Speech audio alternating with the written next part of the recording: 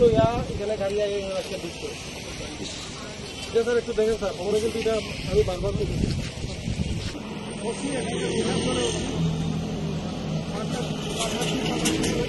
শেষ হওয়ার পরে সিনেমার মতো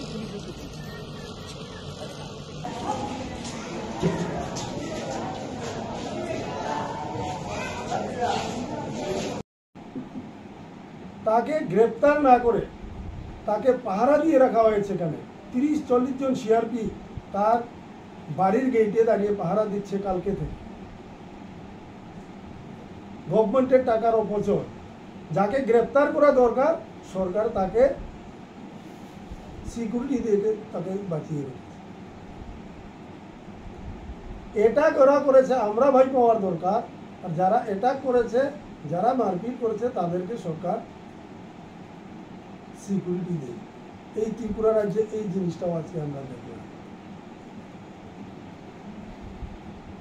এবং কেস রেজিস্টার করা হয়েছে।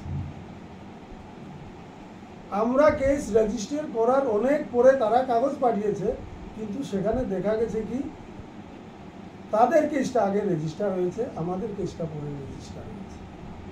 ঘটনা সকালে 9:30 থেকে শুরু হয়েছে, অথচ পুলিশ এসছে 10:30টার দিকে।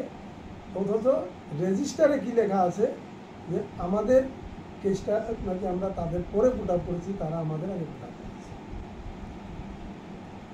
এইরকম যদি হয় তাহলে যে সরকারে যারা আছে, যে দল সরকার চালাচ্ছে তারা ছাড়া যারা বাকি দল আছে, বাকি জনসাধারণ তারা কি করবে?